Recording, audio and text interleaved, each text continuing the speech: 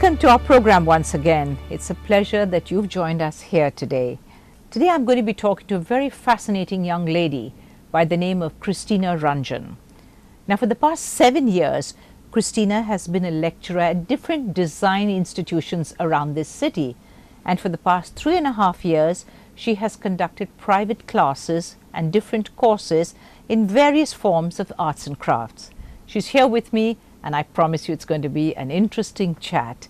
Christina, thank you so much for coming in. I want to start by asking you to explain to me where are the different places you're at and what you're actually doing there. I'm a lecturer by profession, Yes. an artist and a crafter by passion. So I lecture at different design schools in the city, right from the National Institute of Fashion Technology, Chennai campus at Taramani.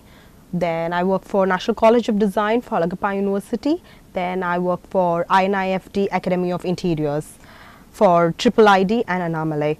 And I also have my own studio in the name of Christina's Art Studio, where I teach different kinds of visual arts and crafts. Right. So when you say visual arts and crafts, what does it mean, Christina? What specifically do you teach people?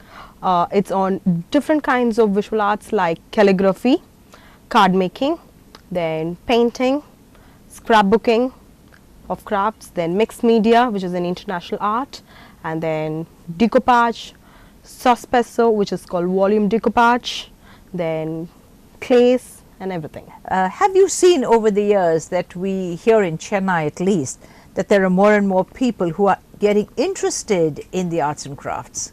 Yes, there are many people who are getting interested in arts and crafts as time during this time compared to the previous years, because maybe the professional lives which they are having, because of the stress they are undergoing, and there is also a need right now that they want to give personalized stuff.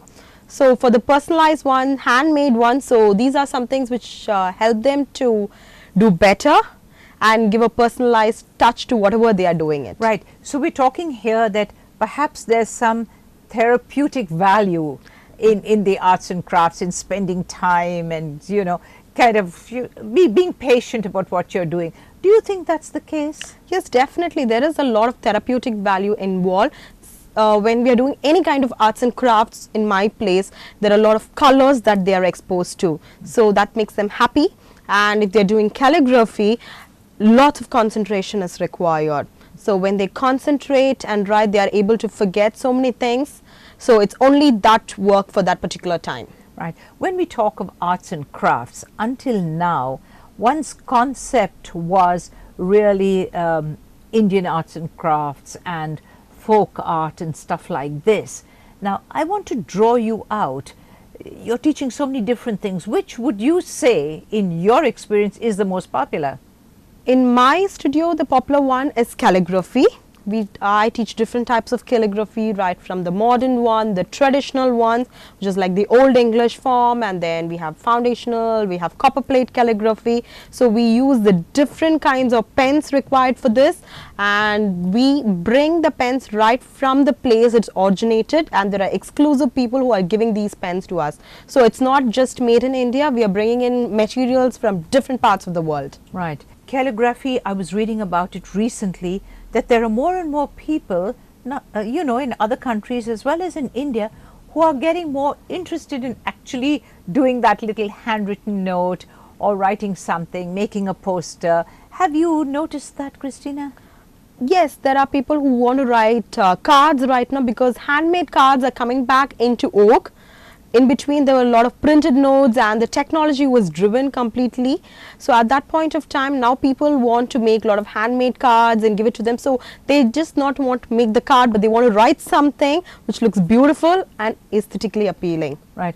What is the earliest form of calligraphy? Because of course, I have a great interest in calligraphy, and of course, you know, let me confess that obviously I'm one of your students, but the earliest calligraphy, let me draw you out on that. The earliest calligraphy was from the Romans, so as our letters are from the Roman origin, so earliest was the Romans. Then as part the history progressed, we had Romans, we had post-Roman, then we had Gothic, we had Renaissance, we had, so all the periods of history had their own calligraphers writing different styles of calligraphy. Right. What about children? Do you find that you have some students who are young and who are your students? I don't take very young children in my class. Why? Because they have to have a lot of technical knowledge before they write calligraphy. So they think that when they are just doing the 4th grade or the 3rd grade, they can write. But it is only during the 4th grade they are exposed to writing in pen. So holding a pen like this, it's pretty difficult, first of all, number one. Number two, they should know what are the different angles of placing the pen. So the pressure and the release strokes, the thick and the thin strokes, everything has to be played within. So I would say the ideal age of starting calligraphy would be 11 plus or 12. Not lesser than that, because they have to know a little bit of mathematical things before they have to progress further. Why do you say that? Because of the angle, they have to know 30 degrees, what is 60 degree. When I tell them to place it in 30 degrees, they should be able to place it in 30 degrees. I can show them once, but that's the thing, when they practice it, when they are too small, they won't be able to do it. And it's all mostly fountain pen, we start for the beginners. So when they are in 4th grade, that's when they start holding a pen.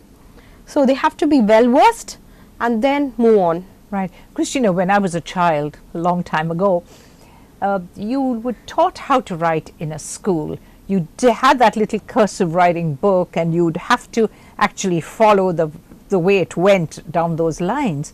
But these days, I am not so sure that they actually teach children how to write. Do you think that's a bit of a problem?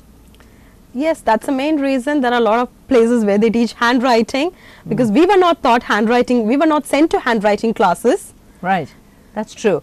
Do you think that as time goes on, children also will begin to be interested in calligraphy? Do you ever see that happening? More than the child is interested, the parents are interested to push their children. That is what I would say. Right, because there are a lot of pressure that everybody is writing something or the other. So they want their child to write, because the next door aunt is writing calligraphy. They want their little one who is 5 years old to write calligraphy. So which is really difficult and technically not possible for the child to write. I strongly believe the child should enjoy doing it rather than the pressure of doing it. Right. Is calligraphy your most popular class? I have calligraphy, the most popular one is calligraphy, then followed by decoupage, and then my card making classes. Right. In talking about calligraphy, of course, it's quite an expensive thing to be doing, isn't it? The paper, the pens, the ink. So do you think it's beyond the reach of a lot of people who might normally and otherwise have come to a class and actually learn how to write in calligraphy?